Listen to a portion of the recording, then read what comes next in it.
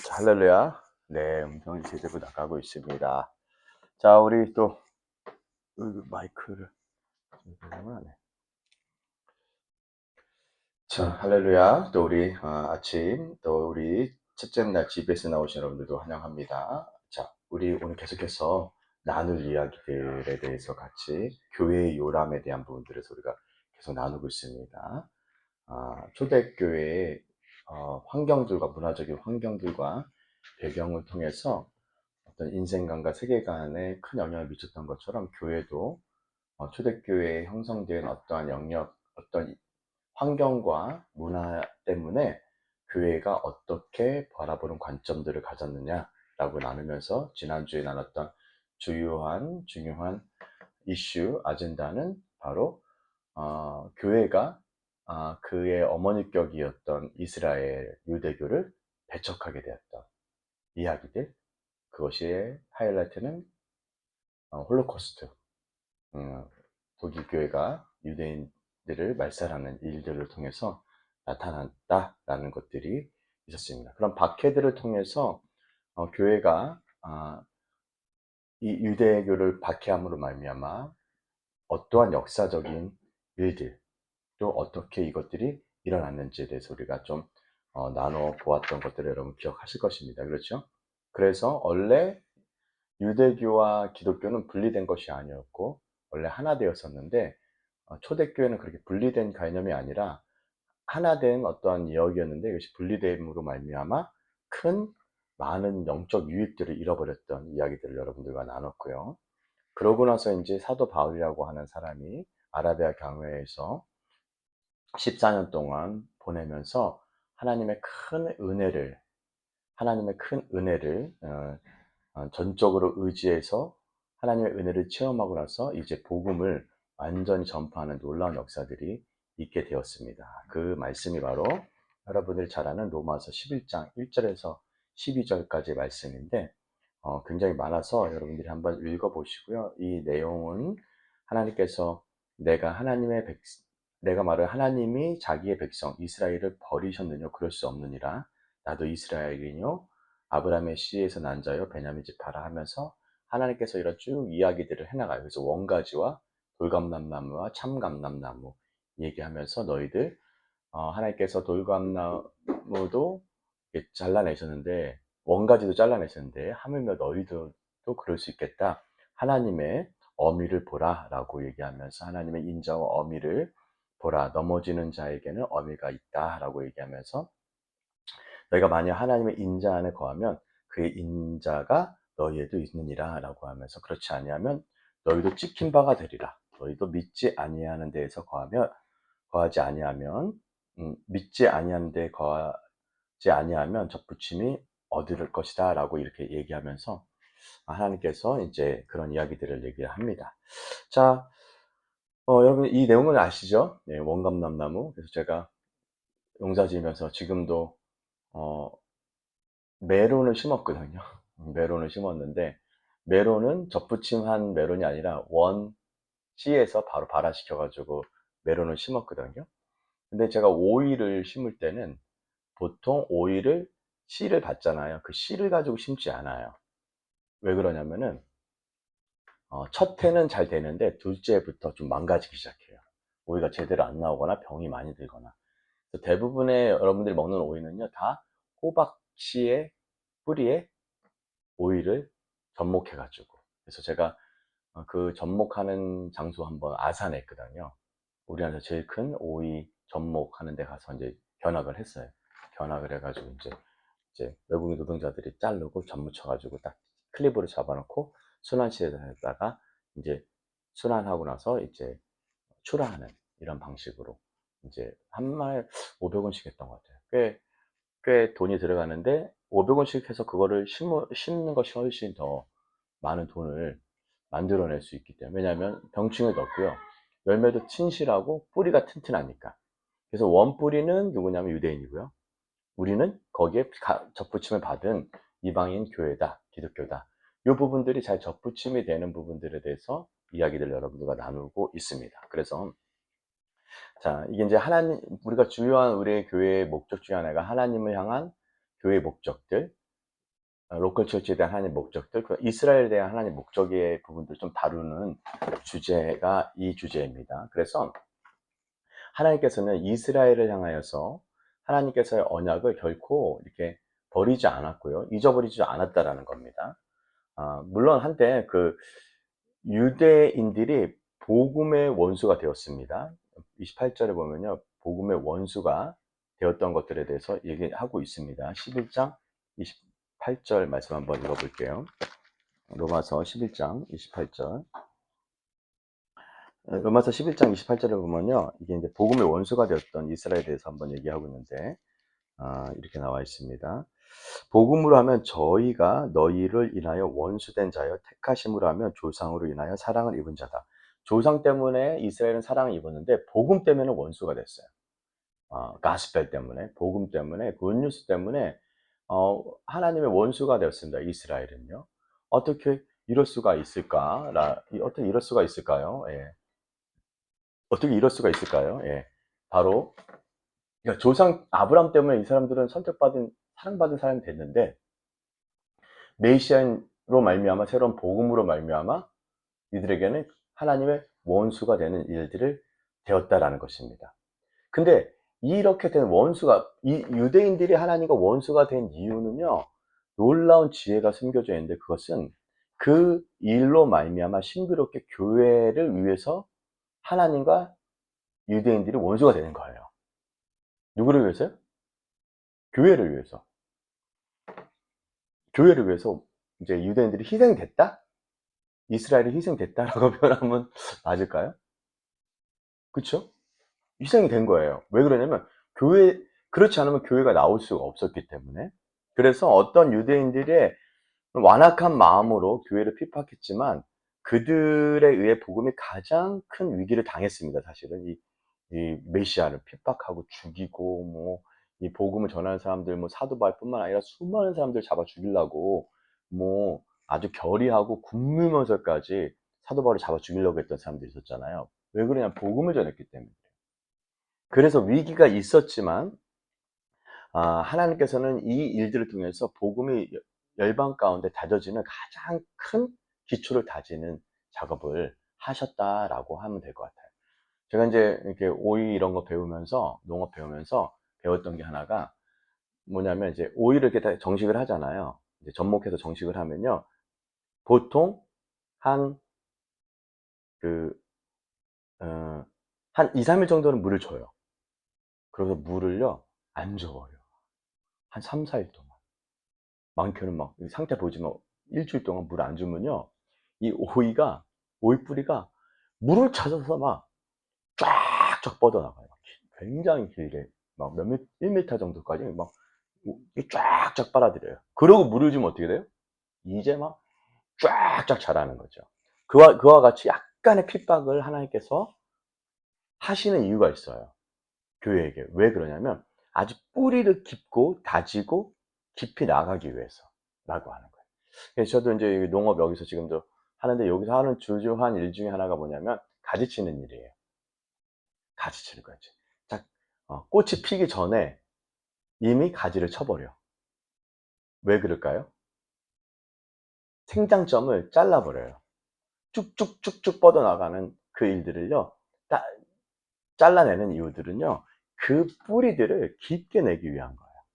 여러분, 우리 옆에 보면 알겠지만, 대추나무 심었는데, 대추나무를 어느 정도 나오면요, 봄에 되면 다 가지를 쳐버려요. 가지를 치면은 또 새싹이 나오면서, 우미트면서, 줄기가 나오면서, 광합성을 하면서, 다시 그 한 가지들을 많이 나오는 데다가 에너지 주지 않고요, 뿌리에다가 계속 깊게 내는 거예요. 그걸 한 3년 정도 해요. 그래서 3년 동안 나무 실과 열매를 먹지 말라고 하는 이유는 그렇게 뿌리를 깊게 내리게 돼서 열매를 맺을 때 열매가 막 30배, 100배, 60배, 100배로 열리게 됩니다. 그러한 이유 때문에 나무는 시간이 3년 이상이 걸리고요. 풀 같은 거는 그냥 1년이면 되죠. 그럼에도 불구하고 어느 시기 정도만 물을 안 줘서 뿌리를 깊게 내리는 것처럼 교회가 그렇게 어떤 핍박을 견뎌요. 제가 우리 멘토한테도 훈련 받을 때도 의사하셨는데 MD였는데 닥터였는데 메디컬 닥터죠. MD는 메디컬 닥터였는데 이분이 이제 그 미국에서 인제 그러한 저기 인턴 과정들, 레전트 과정들 이렇게 겪으면서 엄청 힘들었다고 하더라고요. "감자만 먹고 살았다."라고 표현하더라고요. 왜 그러냐면요. 돈을 벌 수가 없어요, 과외하고 외적으로. 그리고 그 이 렌 레 인턴과 레지던트 과정을 겪어야 돼요. 왜 그렇게 했을까요?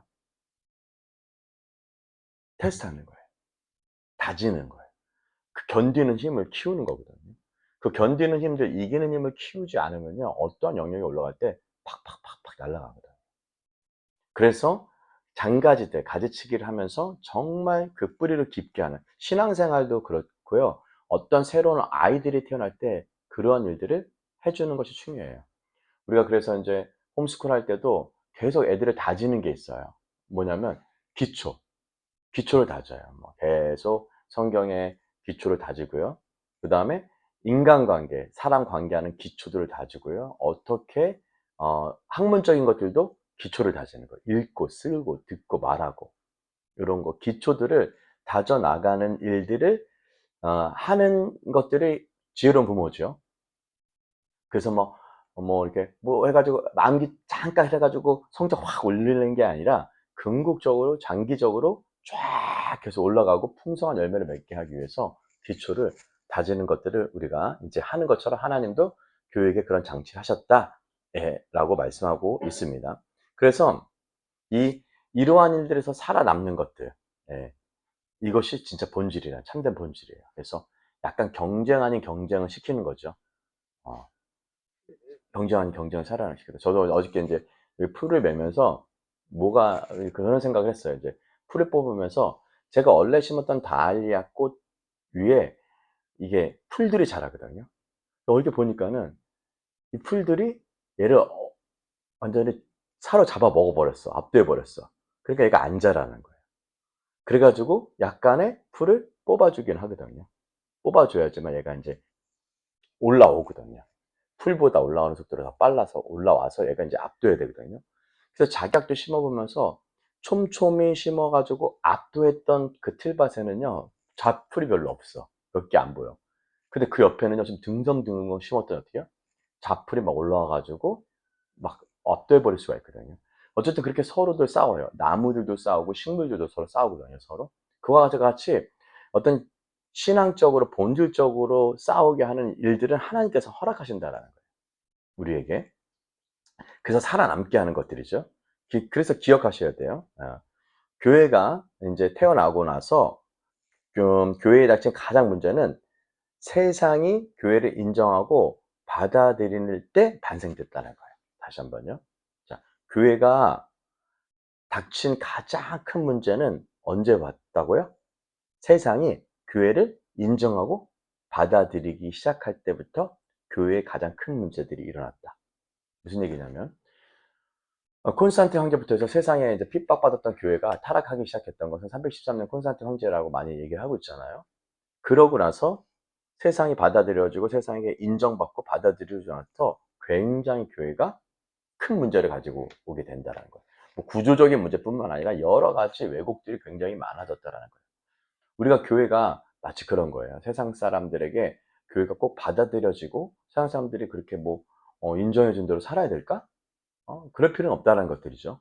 왜냐하면 그렇게 된다면 만약에 그 하나님의 본질 자체를 잃어버리면서 희생하고 타협하면서까지도 이렇게 하게 될 때는요, 교회에 아주 큰 문제들을 가지고 와요.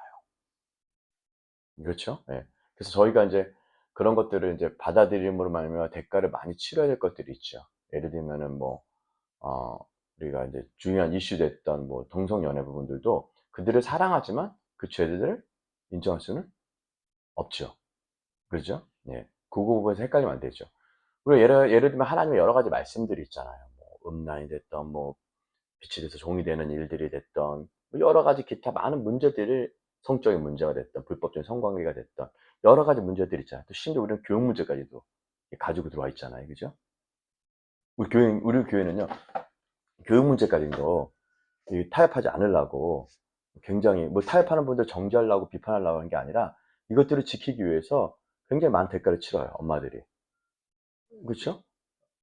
어떤 것을 가르쳐야 될까 이런 생각을 하면서, 그렇기 때문에 그러한 것 때문에 많은 부분들에서 가장 교회의 심각한 문제, 교회의 가장 큰 문제는요, 세상이 하는 방식들, 세상이 했던 그러한 것들에 대해서 그들이 인정해 주고 그들이 받아들여지게 될 때 우리는 큰 문제가 있어요. 예를 들면 야 뭐 "너희들은 다 야 이 세상 다 그렇게 사는 거야. 응? 유별나게 너무만 저기 뭐 한다고 그렇게 살지 마." 이렇게 얘기하는 건 어때요? 거부받는 거잖아요. 그렇죠? "아 다 그렇게 사는 거야. 뭐 다 지고 사는 거고 다 그렇게 그냥 적당히 이렇게 사는 거." 근데 그렇게 안 살게 되면 어떻게 돼요? 그러면서 "야 그렇게 하면 안 돼." 그러면 세상 사람들이 막 공격한단 말이에요. 교육할 때도 "야 너 애들 어떻게 만들려고 그래? 야 애들 바보 만들려는 거 아니야? 다 그렇게 살아."라고 하는데 그것들을 지켜나가서 하려고 하면 어떻게 돼요? 쉽지 않습니다. 그때 가장 그 자녀에게도 심각한 문제를 가져오는 것처럼요, 그런 문제들이 교회 내에서 있었다는 거예요. 정치, 정계, 사회, 문화 모든 영역이 다 그렇다라는 거예요. 그런 부분들에 대해서 우리가 좀 깨어 있어야 되고 타협하면 안 되고, 그 부분에서 우리가 어떻게 세상의 인정과 세상이 받아들여짐이 우리의 목적이 되면 안 된다라는 것들이죠.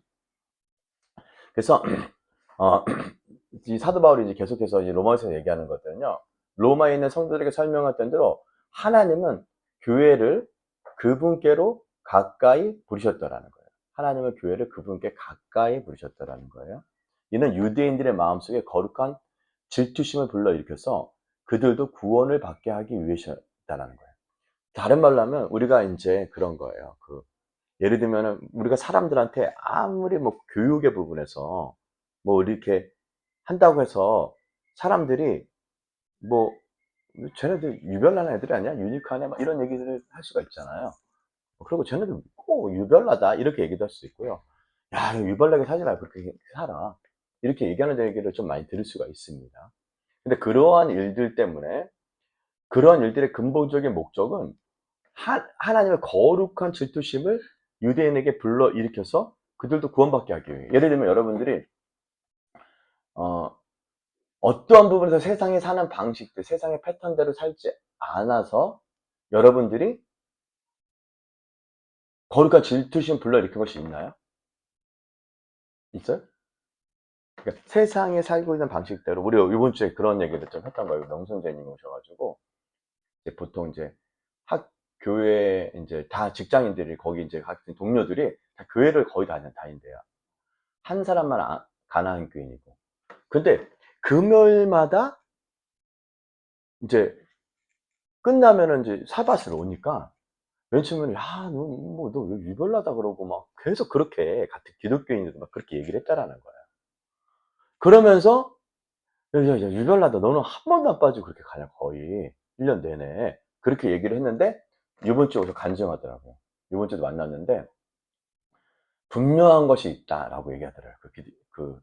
크리스찬들이 뭐라고 했냐면 "너가 거기 모임에 가는 것은 분명하게 뭔가 있다."라고 얘기했다라는 거예요. 분명하게 뭐가 있다. 어. 분명한 너희 교회는 뭔가 분명한 거가 있기 때문에 그렇게 네가 가는 거다라는 거예요. 그리고 그거 오는 것도 그렇게 뭐 이렇게 저기 뭐 오는 것도 그렇게 뭐 이렇게 뭐 그냥 억지로 오는 게 아니라 굉장히 즐거움으로 오고, 그러면서 이렇게 표현해요. 자기가 만약에 그 샤밧을 만약에 이것들에 대해서 그렇게 지키지 않았으면, 이것들에 대해서 그렇게 갈망하지 않았으면 자기는 지금도 일하고 있을 거다라고. 금요일 날 야근한다라는 거예요. 왜냐면 보통 공문이 목요일 날 정도 온대요. 국가에서, 교육부에서. 공문이 오면은 금요일 날 야근하고 주말하고 월요일 날 제출해야 돼. 그럼 보통 야근을 한다라는 것들이죠. 근데 자기 야근을 안 한다는 거예요, 이제. 금요일 날은 그냥 그 실장도 안 돼요. 금요일 날은 어련히 '내가 샤밧을 지키는 날이구나.'라고 얘기한다라는 거예요. 그리고 그 주변 동료들도 '야 너 진짜 뭔가 좀 다른 것이 있다.'라는 것들이죠. 자 그래서 여러분들이 제가 그런 얘기들을 했잖아요. 여러분 주일날 혹시 못 와도 샤밧은 꼭 가십시오. 라고 얘기할 정도로 얘기해서 우리 집사님이 약간 이단적인 발언이다. 라고 얘기를 생각을 하실 만해요. 그렇죠. 왜냐면 우리가 그렇게 너무나도 많이 그런 제도권에서 그렇게 살아왔기 때문에. 주일 성수. 그죠? 목숨 걸어 주일 성수 이런 얘기 했기 때문에 그럴 수 있습니다. 이해합니다. 그럼에도 불구하고 여러분들이 이러한 일들에 핍박을 받아요. 맨 처음에는 명성전이 핍박받았어요. 핍박받았단 말이에요. 근데 이제는 달라졌죠. 그것은 뭐냐면 거룩한 질투심을 불러일으켜서 그들도 구원받게 하라는 것이죠. 왜 그 같은 크리스찬인데 왜 명성전보다 그렇게 얘기했을까요? 여러분, 주일날 그냥 이렇게 가 가지고 예배 드리는 것들이 거의 제도권의 교회가 거의 비슷하지 않아요? 사도신경 외우고 뭐하고 목사님 나와서 설교하시고 틱송하고 뭐하고 헌금하고 예배드리고 나오죠. 이게 일반 제도권적인 예배죠. 그거에 만족하십니까? 맨 처음엔 그렇게 생각하지만 계속 다니면 '이게 뭐야?' 라고 얘기할 수도 있죠. 물론 거기에 하나님 임재할 수도 있습니다. 그죠? 근데 중요한 포인트는요. 진짜 우리가 예배드릴 때 하나님이 오시냐 안 오시냐가 중요한 거예요. 하나님이 임재하시고 하나님이 오시면 분명히 하나님이 어떠한 일을 하신다라는 믿음이 있으십니까? 그 실제가 있어야 됩니까? 그거를 그거에 대한 실제를 맛보지 않고 그냥 계속 그냥 그런 그냥 종교 형식적인 그런 예배를 계속 드리는 것들이 여러분의 삶이 된다면 여러분 종교인이 되는 거예요. 오늘 예배 좀 이따 드릴 텐데 하나님 오실 것을 기대하십니까? 그리고 오시면 어떤 일이 일어나요? 오시면요. 제가 경험했던 하나님 오시면요. 우리 마음이 즐거워질 뿐만 아니라 사람들에게 엄청난 변화들이 일어나요. 주님이 오시면. 저는 예배를 드리는 목적은요. 하나님이 오시는 게 목적이에요. 그냥 일요일 날 한번 뭔가 또 일을 해쳐야 되는 그러한 예배가 된다면은 얼마나 끔찍하겠습니까? 어떤 부분에서 저는 그런 부분에서 실제적인 것을 되게 갈망해요. 하나님이 오시는 일들에 대한 부분에서. 그냥 똑같은 종교 행사를 한번 하고 정죄받지 않으려고 그런 예배가 됐다면 얼마나 끔찍하겠습니까? 그렇기 때문에 진짜 오시면 어떻습니까? 진짜 오시면 진짜 엄청난 일이 일어나요. 병든 자들이 치유되고 그죠? 우리의 생각들, 그러니까 우리 삶이 완전히 가벼워지고 변화되는 놀라운 역사들이 있죠. 그것의 구원들을 받기 위해. 그래서 구원은 누구에게 많이 임하냐면요. 첫째는 유대인이요, 두 번째는 헬라인이에요. 그래서 첫 번째 유대인에게 복음을 전하라고 하죠. 그것이 바로 이 이스라엘이 질투나게 하는, 거룩한 질투심이 나게 하는 것들이 하나님의 목적이었다라는 것입니다. 그래서 교회가 유대인들은요 정말 너무너무 다가서기 힘든 민족이에요. 근데 우리 교수님 얘기 들었더니 밥 먹으러 가면요 그냥 이방이랑은 밥을 먹지 않아요. 여러분들은 유대인이랑 밥 먹자 그러면요 상종을 안 합니다. 그 히브리 대학 나오셨거든요. 우리 구약학 교수 김진성 교수님이신데 밥 같이 안 먹는데요 그냥. 예, 밥 안 먹어요. 여러분 너무너무 그리고 자기네들끼리만 뭐예요? 똘똘 뭉쳐 있고요. 그리고 들어갈 틈이 없어요. 그리고 굉장히 적대적이고 배척해요. 유대인들은요. 그렇죠? 그리고 심지어는요. 음악조차도 케이팝 이런 거 막 못 듣게 하고요. 굉장히 막 가려져 있어요. 이런 민족들 이제 다가서기가 되게 부담스러운 민족이에요. 그죠? 근데 이들에게 교회가 복음을 전할 수 있다면요. 온 세상에 복음을 전하는 건 정말 쉬워져요. 유대인들에게 복음을 전해지면요. 그래서 우리가 이스라엘 위해서 기도하고 있고 이스라엘 위해서 우리가 사역을 준비하고 있고 또 이스라엘에 대한 복음을 어떻게 전할까?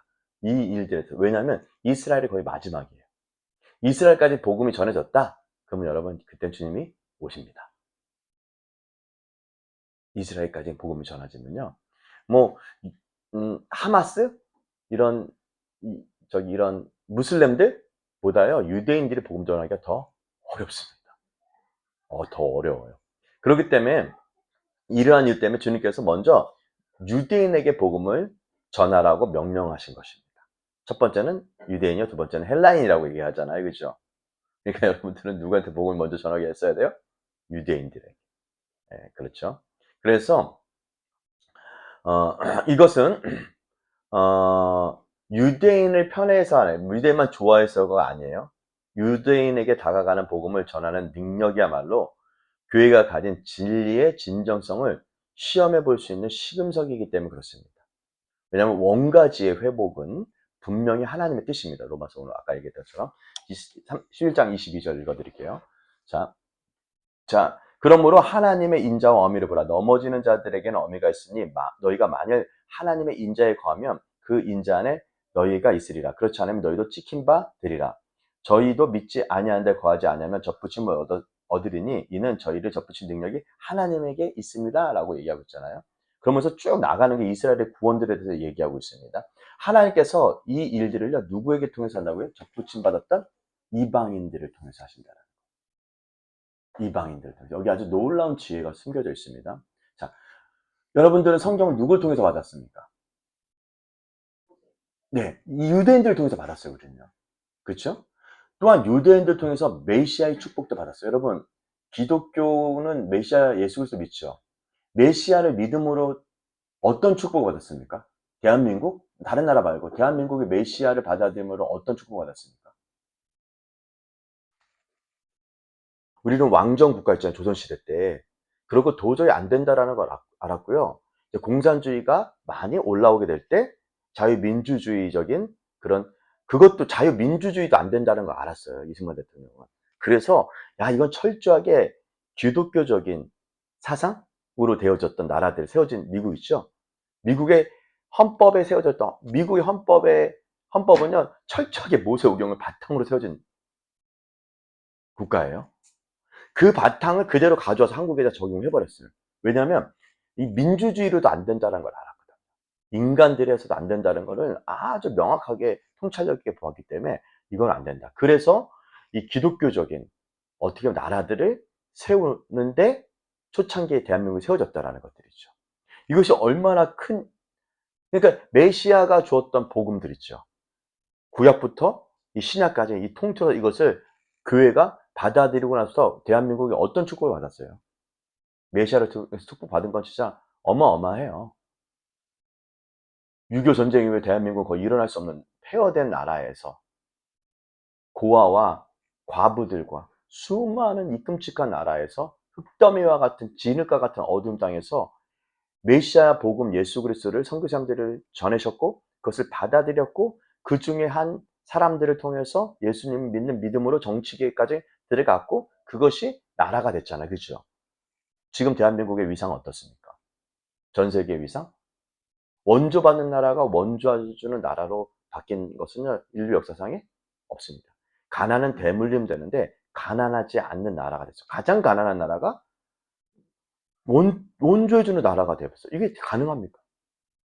이거는요, 메시아께서 그 새마을 운동도 사실은 뭐 새마음 운동이에요, 원래. 새마음 운동. 에스겔서 말씀에 새마음을 주셔서 새마을. 그래서 뭐 러시아도 그러고 여러 나라가 이 남미도 그러고 새마을 운동을 베끼고 있어요.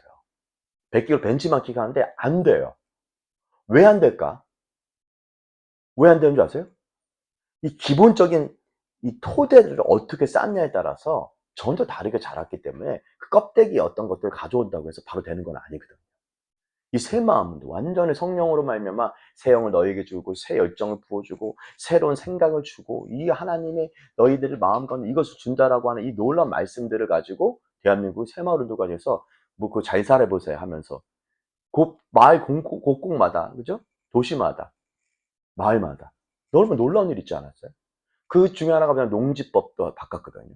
그때 시전에도 어떤 일이 있었냐면 이 이승만 대통령이 여러분 농지법 한 거 아시죠? 이승만 대통령이 농지법 통해서 이렇게 그 지주들한테 땅 부자들한테 좀 나눠서 좀 줘라 라고 얘기해서 토지 지세 받지 말고 스스로 짓게 하라. 그러니까 자기가 혼자 땅을 받은 사람들이 땅이 없던 사람 자기 땅을 받으니까는 일을 어떻게 할까요? 진짜 창조적으로 열심히 해가지고요.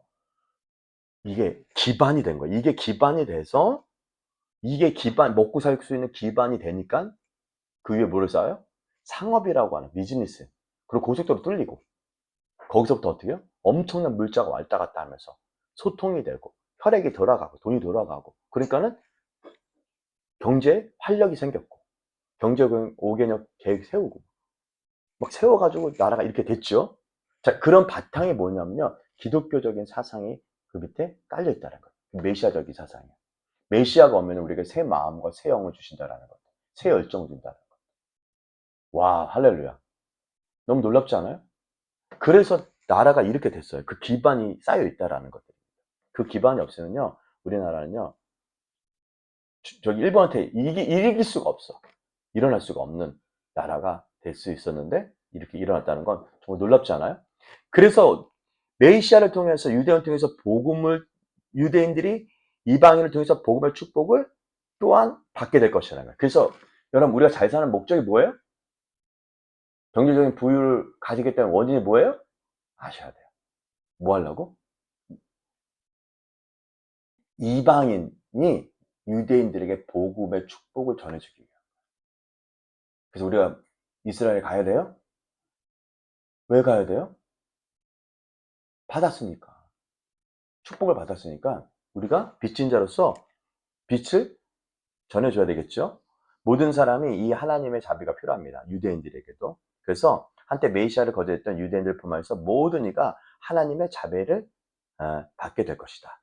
제가 이제 인도네시아 우리 안정 사모님도 이제 가서 봐서 인도네시아 가보니까요. 인도네시아 우리 한 70년대, 80년대 분위기예요. 경제가 막 이제 올라가려고 하는 이런 분위기들이에요. 정말 딱 그 분위기 같아. 근데 이 인도네시아가 기본적인 사고 바탕은 뭐냐면 무슬림적인 사고 바탕이거든요. 그래서 기독교는 항상 어떤 것들을 기본적이냐면 자본이랑 같이 섞이기 때문에 기독교의 가장 장점은 이 창조하고 창출해내는 힘이 있었다라는 거예요. 근데 그 목적들이 궁극적으로 얼로 향해 가는 것들에서 목적을 잃어버리면요. 대한민국도 이 자본에 의해서 스스로 자본에 망가질 수가 있다는 거예요. 자본의 목적은 뭐라고요? 이방인에게 복음을 전하기 위해서 우리가 필요한 거예요. 그래서 요즘에도 그렇잖아요. 막 K방산 막 이런 것들을 통해서 뭐예요? 이제 이게 이게 이게 엄청난 창조적인가 그런 창조적인 생각 이런 일들을 통해서 K방산부터 해서 여러 가지를 통해서 이 나라가 축복을 줄 수가 있죠. 그죠? 여러 나라들을요. 뭐 전쟁에서 싸워서 이기라 이런 게 아니라 우리가 이렇게 하나님께서 우리에게 그런 주신 목적을 아셔야 됩니다. 그래서 여러분들이 이제 돈 버는 것들이 그냥 먹고 살 목적으로 여러분 돈을 버시지 마시고 뭐를 목적으로 벌라? 예. 특별히 유대인들에게 복음 전파하기 위해서 여러분들이 축복하고 메시아의 축복을 다시 전해주기 위해서 이것들에 대해서 여러분들이 하게 된다면요. 하나님이 볼 때 어떤 마음이 들까요? 정말 너희들 겸손하다. 그죠? 예를 들면 대한민국이 돈을 많이 벌었어요? 그래가지고, 우리가 여기 잘한다. 이렇게 얘기하는데, 유대인들에 대한 복음을 전하는 것들에서 소홀히 하고, 이스라엘 축복하는 데 소홀히 하고, 열방의 복음을 전하는데 소홀히 하고, 선교를 안 하고, 우리가 우리만 좋다라고 하면 어떤 일이 있을까요? 하나님께서 저희 교만한 것들. 내가 메시아를 통해서 이런 엄청난 복음을 줬는데, 지네 잘 먹고, 지네 땅땅거리고, 교만하고, 하려고 그렇게 하는구나? 하나님 어떻게 해요? 원가지를 축복하도록 접붙임된 우리들이 원가지를 이렇게 주지 않고 스스로 뭐예요? 자기가 잘났다라고 하면요. 하나님께서는요. 겸손한 자에게 은혜를 베푸시지만요. 교만한 자는요. 물리치십니다. 아셨죠? 네, 질문. 왜 그러면은 중세시대에는 왜 중시시대는 왜 되게 좋은 질문인데요. 네. 네. 네. 네. 중세시대 때는요, 여러분들 알다시피 지금 그 얘기하는 거예요. 중세시대 때는요, 왜 그렇게 되냐면, 교회가 초창기에 원래 그렇게 하나님의 목적이에요. 복음이 갈 때마다 항상 축복이 항상 같이 갔었거든요. 근데 복음이 가는 것들을 가려게 되었던 가장 중요한 일은 교회의 태동부터 해서 아까 얘기했던 것처럼 교회가 가장 큰 잘못된 길로 접어들고 교회가 가장 큰 문제가 일어나게 된 건요. 복음의 타협과 그 다음에 이방 세상 사람들의 인정받고 받아들여진 콘스탄틴 황제. 너무 핍박이 심하니까. 그거에 대한 기반을 쌓는 작업들 중에 갑자기 교회가 뿌리를 깊이 내려 나가고 아주 기반을 쌓는데 그 깊은 내려가는 뿌리를 잘라버린 거예요. 콘스탄틴 황제가. 이해되세요? 근데 지금도 사실 교회가 거의 그때 그 교회 그 문화를 갖고 있잖아요. 그렇죠. 그 문화를 갖고 있죠. 예. 그 문화를 갖고 있어요. 콘스탄틴 황제 문화를 갖고 있죠. 교회도 거의 예. 전통처럼 이어져 있잖아요. 전통처럼 이어져 있죠. 뭐 절기부터 해서 여러 교회력부터 해서 그대로 갖고 있죠, 지금.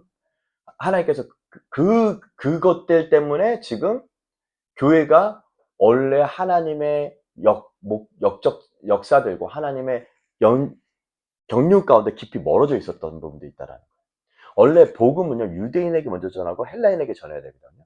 근데 이 복음이 유대인에게 전해지는 이 일들에 대해서 초창기 때 그 기독교가 그 이스라엘을 핍박하게 되는 일들. 여러분들 잘 모르지만 1세기, 2세기 때는요, 유대인들을 엄청 죽였어요, 기독교가. 그래서 유대인들이 기독교만 보면 어떻게 돼요? 치를 떨어요. 십자가만 보면. 그리고 무슬림도 십자가 보면 치를 떨어요. 킹덤 헤븐이라는 영화 보면. 이 기독교가 복음의 비밀을 저버리고 힘과 무력을 어떻게 해요? 끝내버렸다라는 거예요. 이것들이 이제 복음의 비밀을 아니, 하나님의 지혜를 버려버린 거죠. 그것들이 유대인에게도 그렇고 무슬림에게도 그렇게 됐다. 그러므로 말미암아 아주 심각한 문제들을 가져왔고요. 그것들에 대해서 핍박이 이제 심해지니까요. 그리고 거기다가 헬라의 로마까지 핍박이 심해지니까요. 그냥 약간 뿌리를 쫙쫙 뻗어나갈 기반의 뿌리를 잘라냈다라는 것들이죠. 그래서 그 복음이 계속 이제 유대인들에게도 먼저 가고 그다음에 이제 무슬림이랑 싸우게 되죠. 싸우게 돼서 결국은 뭐예요? 교회가 긴 10세기 동안에 긴 하나님의 가야 될 길들의 요람을 끝내버리고 이상하게 탄생됐고 마틴 루터를 통해서 새롭게 이제 회복하면서 교회가 다시 자라나가고 있죠. 그리고 지금도 교회가 그렇게 자라나가고 있고 궁극적인 목적은 이제 교회가 이스라엘 향해서 눈을 떠야 된다. 이스라엘 향한 교회의 목적들에 대해서 알아야 된다. 이것들에 대해서 회복된 지는 얼마 안 됐어요. 이 진리가. 쟤네들은 그냥 여러분 20세기에 그 히틀러만 해도요, 교회는요, 유대인들 다 죽여야 된다라고 얘기했잖아요. 그래서 지금은 뭐 하고 있어요? 지금도 우리가 배우고 있는 건 뭐예요? 교회에 일어나는 목적은 뭐다? 유대인들에게 축복의 복음을 메시아를 전하기 위함이다. 이것이 우리의 목적이다라고 얘기하고 있잖아요. 그렇죠. 그래서 우리가 회개했죠. 하나님, 우리가 잘못했습니다. 라고 해서 하나님께서 이제 유대인을 통해서 하나님의 은혜를 받기 위해 이방인들은 겸손해야 돼요. 우리 지금 겸손해야 돼요. 마찬가지로 이방인을 통해서 하나님의 은혜를 입게 될 유대인 역시 겸손해야 됩니다. 둘 다 겸손해야 된다는 거예요. 헬라인과 유대인 둘 다 겸손한 영역을 선택해야 된다. 자, 봐보세요. 가장 위대한 왕이나 선지자, 가장 큰 영향을 끼쳤던 영적 운동은요, 적대적이고 어려운 환경에서 시작됐다는 거예요. 자, 다시 한번요. 여러분, 위대한 선지자들, 위대한 영적 운동이 일어났던 것들, 위대한 선지자들, 왕들, 항상 어떤 상태에서 일어나요? 적대적인 어려운 환경에서 그런 사람들이 일어났다라는 거예요. 그죠? 네. 그렇게 될 수밖에 없는 것은 하나님의 방법이 타락한 인간의 방법과 정반대이기 때문에 그렇다라는 거예요. 자요. 봐보세요. 여러분들이 보통 어, 위대한 사람들은 항상 언제 일어나냐면요. 어려운 환경이라든지 그런 사람들의 적대적인 상황에서 일어난다. 난세 영웅이 난다. 라는 것처럼요. 영적 운동은요. 항상 어려운 시간에 영적 운동이 일어났어요. 예를 들면 미국도 마찬가지예요. 우리나라도 그렇고요. 우리나라도 이제 되게 그 일본 치하 때 아주 핍박 가운데 기독교가 이제 올라오기 시작했잖아요. 그죠? 미국도 가장 영향을 미쳤던 좌님버라고 하는 분은요. 그 미국이 굉장히 어려운 시간이 있었어요. 영적으로. 근데 그런 시간들 가운데서 이 미국이 굉장히 탁월하게 하나님 들어쓰는 사람들이 일어나기 시작했다라는 거예요. 그런 사람들 통해서 놀라운 역사들을 많이 하나님께서 역사를 했거든요. 엄청난 부흥을 가져왔죠. 그래서 뭐 조나단 에드워드라든지 뭐 여러 가지 미국의 1차 각성운동, 2차 각성운동, 월리엄 시무어 여러 가지 하나님의 사람들을 통해서 하나님은 엄청난 일을 하는데 이게 굉장히 어려운 시간이었어요. 막 히피들 등장할 때 막 지저스 무브먼트 막 일어나고요. 그죠? 교회가 막 어떤 영역에서 그냥 매너리즘에 빠질 때 하나님이 또 사람들을 일으켜서 또 영적 운동의 각성 운동을 일으키고 그런 부분에서 굉장히 탁월했다라는 거예요. 지금도 대한민국이 좀 교육적으로 어려우면요, 반드시 사람이 일어날 거예요. 할렐루야. 여러분의 자녀들이 그렇게 되길 축복합니다. 아니, 여러분이 그렇게 되길 축복합니다. 그래서 하나님께서 이제 그런 환경 속에서 하나님이 이렇게 인간의 지혜가 아무리 뛰어나더라도 하나님의 지혜는 인류의 최고의 지성, 그것을 훨씬 뛰어넘습니다. 그죠? 신비하게도 이런 하나님의 지혜는 오직 겸손한 사람의 눈, 어린아이 같은 눈에게만 보이게 된다는 겁니다. 그래서 유대교는 수세기 동안 메시아를 대적해 왔습니다.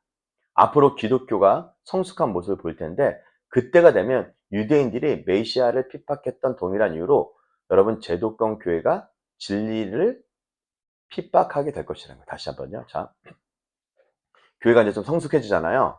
그러면요, 그때가 되면 유대인들이 메시아를 핍박했어요? 핍박했죠. 동일한 이유처럼요, 제도적인 교회가 진리를 핍박하게 될 거라는 거예요. 무슨 진리요? 어떤 진리요? 예수 그리스도 통해서 풀려진 진리들을 배척할 거라는 거예요. 핍박할 거라는 거예요. 예를 들면 여러분들이 뭐 핍박 받아본 적 있어요? 여러분들 뭐 어떤 핍박을 받으셨나요? 저는 교육의 회복을 위해서 했을 때 사람들이 엄청 핍박했어요. 뭐 홈스쿨 유별나다. 내 죽이려고 하냐? 지금도 두렵고 떨림으로 핍박받으면서 가고 있거든요. 여러 가지 어려움이 있지만, 어, 예를 들면 이런 거예요. 그냥 저희는 그냥 그 정부에서 교육비에서 내는 우리 애들한테 들어오는 그런 세금들 있잖아요. 지원들 거의 못 받고 있잖아요. 나 안 받겠다. 그리고 내가 그냥 내 돈 가지고 애들 공부시키겠다. 라고 얘기하죠. 우리 엄마들 같이 하겠다. 이렇게 함으로 말미암아 엄청난 대가를 치르고 있죠. 쉽지 않아요, 솔직히. 어려운 일이에요. 뿐만 아니라 교회가 만약에 여러분 제가 만약에 어떤 뭐 예언했다. 예언자가 했다. 그러면 사람들이 뭐라 그래요? 우리 고모가 저한테 그렇게 비판하더라고요. 너 이상한 막 이렇게 이단이. 우리 CCC는 우리 제자들도 엄청 핍박했어요. 저 완전 거절감 받는 거 장난 아니었어요. 옛날에 다 가면 순자님 하면서 다 따랐던 제자들이 가면 어떻게 해요? 이렇게 막 이상하게 보고 막 뭐 뒷소리 들으면 어떻게 해요? 순자님 이상해졌다. 이런 소리 듣고 막 별소리 다 들었어요. 솔직히. 우리 간사님 결혼식 같을 때도 와 진짜 그 싸늘한 그 거절감과 적대감을 잊을 수가 없어요. 제가 예배 막 이렇게 막 하나님 막 드린다 그러면 막 이상한 소리들 막 했었어요. 전 진짜 많이 핍박받았어요. 예, 그럴 수가 있죠. 그랬어요. 근데 제가 그렇게 생각하셨죠. 예, 미쳤지. 왜 사람들 이상하게 생각한답니다. 그죠? 뭐 나팔 불고 막 그죠? 내가 성경대로 안 한 게 뭐가 있어? 그죠? 나팔 불고 이걸 찬양하려며요. 높은 찬양, 차원 높은 찬양으로 하이 프레이즈 오브 갓 하라고 하잖아요. 높은 찬양으로 해서 진짜 어떻게 하면 높이 올릴까? 그죠? 그리고 새 노래를 찬양하잖아요. 노래 불렀어, 새 노래로. 그랬더니 막, 그리고 방언 찬양한다고 영어로 기도하고 영어로 노래하라 해서 영어로 기도하고 영어로 노래했는데, 이상하게. 또 이거 만날 때마다 지혜도 있고, 찬송지도 있고, 예언도 있고, 지식의 말씀에서도 있는데, 그런 은사 쓰면 뭐예요? 너 이상한 옛날 기도하는 그 분위기냐? 이런 소리를 들을 수 있다는 거죠. 진리가 핍박받고 있어요. 제가 뭐 이상한 거 한 거예요? 여러분, 제가 뭐 이상한 거 한 거 있나요? 찬양할 때? 예배 드릴 때? 그냥 성경에 있는 대로 그냥 하려고, 어떻게 하면 성경에 있는 대로 해볼까? 제가 여러 가지 연구하면서 하는데, 자기의 제도에 됐던, 프레임에 있던 거하고 안 맞으면 어떻게 돼요? 바로 공격합니다. 유대인들이 예수님을 그렇게 했던 거죠. 제도적인 교회가 진리를 핍박하게 될 거예요. 제가 뭐, 이번 주에도 우리 샤밧 하면서, 정론님 권사님도 이제 뭐, 예언하게 했어요. 환상 보고. 뭐 다 해. 근데 뭐예요? 뭐 이상하게 여길 수도 있겠죠. 그래서 제가 방언 통역도 너무 쉬워요. 방언하는 것도 너무 쉬워요. 할 수 있어요. 이렇게 얘기하면요. 이상한 진리를 이상하게 얘기할 수가 있겠죠. 자, 그래서 이런 진리들을 얘기하면요. 되게 사람들이 뭐예요? 핍박이 있습니다. 받을 준비 되어 있습니까? 그래서 어쩌면요. 유대인들이 메시아를 대적함보다 훨씬 큰 강도로 여러분 핍박받을 수 있어요. 그렇게 준비되어 있습니까? 왜요? 자, 과거 유대인들에게 악한 영향을 끼쳤던 그 동일한 마귀 있죠. 동일한 마귀가 지금도 교회에 펼쳐지는 모든 영적 운동 속에 침투하여 장차 일어날 성령님의 세대를 핍박할 거라는 거예요. 그런 세대들이 있다라는 거예요. 그걸 누구예요? 유대인들에게 악한 영향을 끼쳤던 마귀가 지금도 교회에 펼쳐지는 모든 영적 운동들을요, 그렇게 악하게 공격하고 핍박하고 하는 것이 있다라는 거예요. 많이 당해봐야 됩니다. 그래서 그런 부분들의 여러 가지 고통들을 받아봤죠. 받아보셔야 돼요. 여러분 핍박받으면 즐거워하는데, 그렇다면 뭐예요? 내가 지금 영적 운동 가운데 살아있다는 증거거든. 그래서 마음이 돌같이 굳어버린 유대인들은 기독교의 복음과 삶의 진정성을 테스트해볼 만한 시금석입니다. 유대인들이. 그래서 여러분들이 핍박받아요? 그러면 여러분들은 지금 잘 가고 있다라는 거예요. 야, 너 미쳤냐? 너 유별나다? 이런 얘기를 들을 때 살아있는 것들을 경험하시다는 거예요. 명선제의 고백처럼. 와, 넌 진짜 뭔가가 있구나. 네가 금요 샤바트 그러는데 네가 맨 처음에는 엄청 핍박했대요. 막 비아냥거리고. 넌 이상한 거 아니야? 뭐 이러는데 꾸준히 계속 그렇게 하니까는 야, 뭐가 좀 있다. 넌 뭔가 좀 있다. 그 진리의 복음이 있다. 복음이 있으니까. 그래서 금요일로 오는 게 힘들지 않거든요. 즐겁게 오거든요. 자, 그래서 근데 맨 처음에 그렇게 생각하지 않았대요. 아, 목사님 왜 자꾸 금요일로 오라고 그래? 그리고 우리 아버지도 왜 금요일날 오라고 그래? 그냥 금요일날이면 내가 일 끝나고 당구 치러 가는 날이에요. 근데 그래서 내가 물어봤어요. 이번 주 저희 HC 할 때, 가정교 할 때, 여러분들에게 샤밧은 어떤 의미입니까? 라고 할 때 어떤 사람은 축제입니다. 어떤 사람은 정말 말씀을 깊이 나눌 수 있고 알아가는 시간들입니다. 어떤 사람은 금요일 날은 영적 훈련 장소입니다. 금요일 날은 축사되는 장소입니다. 뭐 생각이 새로워지고 축사되는 장소. 금요일 날은 정말 너무 뭐 이렇게 금요일 날은 나에게 좀 즐거운 날입니다. 이렇게 샤밧이 개념이 많이 바뀌었거든요. 그렇게 이제 그것은 이제 샤밧의 진리들을 이제 알게 되는 것들이죠. 그래서 어,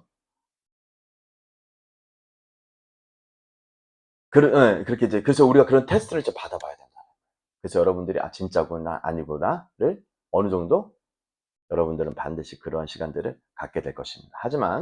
하지만 그렇게 생각하는 대신 이방인 교회는 먼저 유대인에게 복음을 전하라는 주님의 지상 명령을 포기하기 시작했습니다.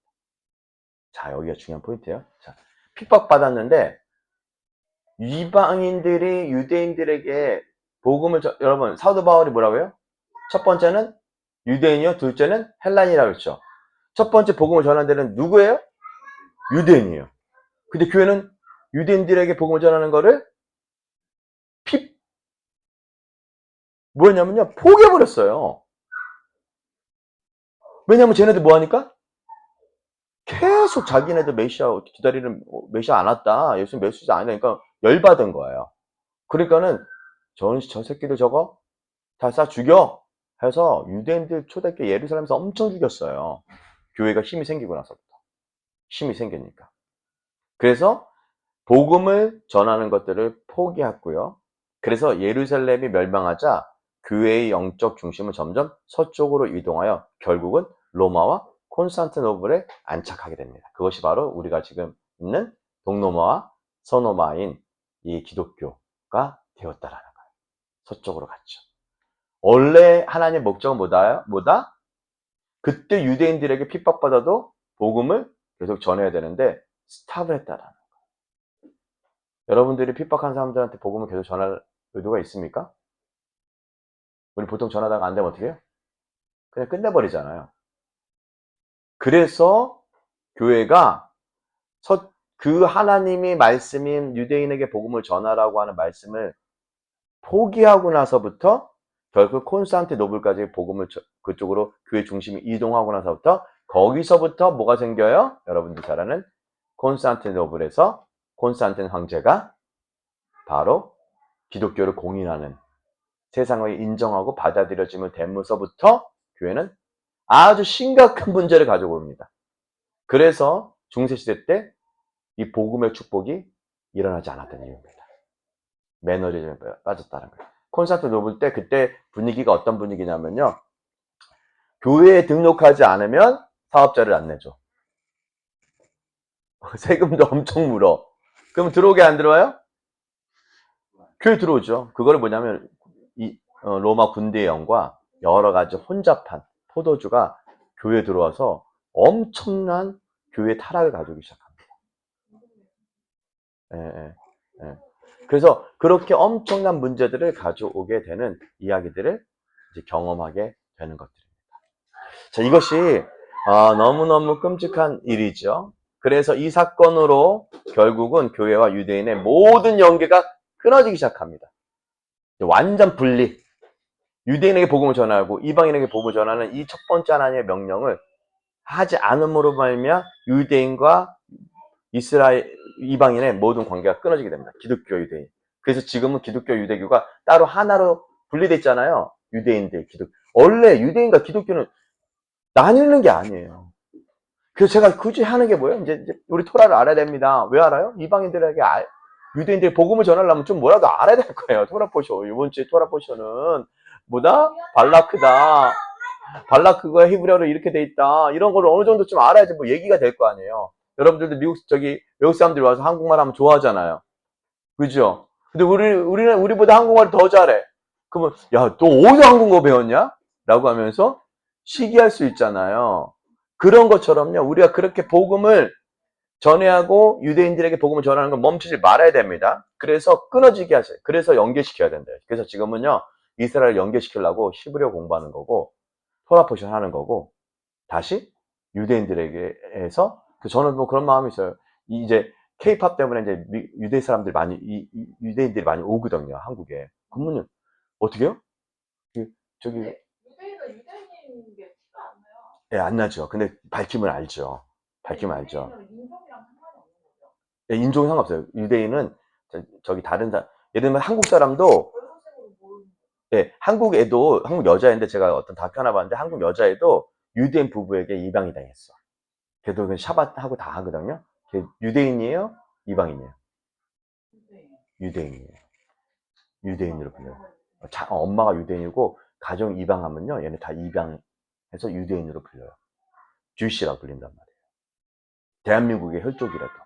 그러면 유대인은 그냥 내가 유대교를 믿겠다 하면 유대인이 네, 되는 거예요? 이 하나님의 모세와 선지자의 글을 읽고 유대교에 들어오겠다라고 하면 유대인이 되는 거예요. 우리도 유대인이에요. 네, 우리는 이방인이죠. 근데 우리는 이방이지만 유대인과 이방인이 하나 될 수 있느냐? 이 연계를 끊어버린 것들이 그 유대인에게 복음을 전하지 않은 것 때문에 그렇다면 우리는 다시 지금 유대인들에게 복음을 전하기 위해서는 그래서 우리가 공부하는 거예요. 이스라엘을 향한 하나의 목적에 대한 것을 배우는 이 코스가 왜 배우냐면 그거를 알을 때 우리의 삶의 근본적인 목적, 소망을 명확하게 할 수 있어요. 후카트, 율레라고 하는 후카트가 지난주였잖아요. 후카트의 중요한 것은 우리가 이 세상에 왜 사는 소망이 뭐냐? 여러분, 사는 소망이 뭐예요? 사는 소망이 뭐예요? 후카트. 왜 살아요? 그럼 태어났으니까 사는 거예요? 나보니까 사는 거예요? 성경에서는요, 명확하게 우리가 살아야 될 목적을 알려주고 있어요. 뭔지 알려줄게요, 오늘요. 그 중에 하나가 뭐냐면, 여러분들은 유대인들에게 복음을 전하기 위해서 여러분 이 세상에 존재한다라는 거예요. 뭐 하기 위해서? 유대인들에게 복음을 전하기 위해서. 왜요? 복음의 빚진 자이기 때문에. 할렐루야? 그래서 원가지에 대한 자긍하지 말 것을 당부했던 바울의 말을 잊혀져 버린 것입니다. 원가지에 대한 뭐를 잊지 말라? 자긍하지 말라. 그죠? 자긍하지 말라. 어디 있죠? 로마서 11장? 어디 있어요? 네. 어쨌든, 로마서 11장에 유대인들에서 자긍하지 마라. 라고 얘기한 것들을, 그것을 잊어버렸어. 그러고 어떻게 했어요? 그리고 이 바울이 이방인들의 원가지에 대한 우월한 마음을 갖게 될 경우 그들 역시 뿌리로부터 끊어지게 되리라고 경고했습니다. 그래서 우리가 유대인들에서 기도하고 이스라엘에서 기도하고 이스라엘에서 선교하고 이스라엘을 섬기는 것은 우리가 원가지부터 끊어지지 않기 위한 하나님의 귀한 목적이에요. 이 소망을 잃어버리면 안 돼요. 저도 옛날에는 신학교 다닐 때는요, 유대인들에 대해서 굉장히 적대적이었어요. 안 좋아했단 말이에요. 근데 제가 이제 신학교 다니고 이제 토라 공부하고서부터 내가 그동안 잘못했구나. 하나님 제가 잘못했습니다. 유대인들에 대해서 이렇게 적대시하는 거. 저희 주유씨들 저거, 돼지 젖이나 먹고 살아라. 이렇게 막 비난했던 사람인데 제가 이거를 회개했다라는 거예요. 그래서 제가 토라 공부를 시작했어요. 히브리어. 그러고 유대인들에서 기도하기 시작했고 키부츠라고 하는 이제 키부츠 사뿐만 아니라 유대인 규제사 우리 선교에서 그렇게 했거든요. 자, 그래서 실제로 끊어지는 일이 일어난 것은 성령의 능력과 생명의 종교적인 재반 의식으로 대처되기 시작했어요. 종교적인 재반 의식. 그러니까 이것이 딱 끊어졌잖아요. 실제로 끊어졌죠. 유대인이랑 거기 끊어지고 나서 뭐가 나냐면요. 성령의 능력과 생명이 엄청 충만했던 교회가 종교적 재반 의식으로 쉽게 말해 뭐예요? 지금 말하면 종교인 만들어진 거예요. 종교인이 된 거야. 그냥 교회에서 예배드리고 앉았다가 아멘, 목사님 축도받고 아멘, 잘 참여 안 하고 썬데이 크리스찬이 되는 그런 종교적인 재반 의식으로 대처되게 되는 끔찍한 일이 있었어요. 거기서부터 대체 신학이라고 하는 Replacement Theology라고 하는 대체 신학이 있어요. 그게 뭐예요? 어떻게 대체했어요? 6월절은 부활절로, 오순절은 성령 감리주의를. 중요시도 않네요, 그죠? 초막절은 추수감사주일로. 바뀌었죠? 크리스마스는 뭘 바뀌었어요? 한우카를 다 바꿔버렸잖아요. 대체됐죠? 그리고 생명과 능력에 충만한 이것이 종교적인 재반의식으로 대처되기 시작했습니다. 점차 교회의 중심으로 자리 잡은 여러 의식은 유대교 입장에서 혹시 사도들의 입장에서도 생소한 것들이에요. 그죠? 갑자기 그 크리스마스가 뭐야? 그럼 사도들이 크리스마스 지켰어요? 사도들이 크리스마스 지켰어요? 크리스마스는 없었어요, 사도시대 때. 아셨죠? 부활절도 없었어요. 초대교회도 부활절을 지키지 않았어요. 6월절을 지켰죠. 썬데이라고 하는 주일 예배도 없었어요. 샤바셨어요. 다 대처됐죠? 그러면서 우리가 뭘 잃었어요? 성령의 능력과 생명이 충만한 것들. 저는 이것을 우리 멤버는 이거를 뭐라 하냐면 샤바시라고 표현합니다. 이 축제를 잃어버렸다. 저는 그래서 다시 그것을 다시 연결시키려고, 끊어진 것을 다시 연결시키려고 무단히 애를 쓰고 있는 이유입니다. 할렐루야. 네, 여러분들도 그래서 이번에 이 공부하면서 로마서 11장 보면서 교회의 요람에서 어떻게 우리가 이스라엘이랑 끊어지게 되고 유대인들이랑 끊어지게 됐고 복음을 유대인에게 전하지 않음으로 말미암아 어떤 끔찍한 상태가 임하게 됐고 그것이 어떤 핍박을 가져오고 어떤 영적 운동이 어떤 큰 일이 일어나는지 좀 같이 나눴습니다. 좀 어려운 주제일 수 있어요. 근데 여러분들 꼭 알으셔야 돼요. 왜냐하면 여러분들의 소망이 여기에 맞춰지지 않으면 우리는 그냥 이 세상에 잘 먹고 잘 살고 돈 많이 벌고 그냥 대충 종교생활하다 천국 가는 게 목적이 되는 끔찍한 상태가 된다. 천국 가는 거 목적 되시면 안 됩니다. 그렇죠? 천국을 이 땅에 끌어당기는 것들이 여러분의 목적이 되길 기도합니다. 기도하겠습니다. 하나님 감사합니다. 오늘에게 또 새날을 주시고 또 귀한 시간들을 갖게 하시면 감사합니다. 이 말씀 잘 기억하고 우리가 어떻게 주님 안에 살아야 되는지 지혜를 주시길 기도합니다. 예수님을 기도했습니다. 아멘. 네, 수고하셨습니다.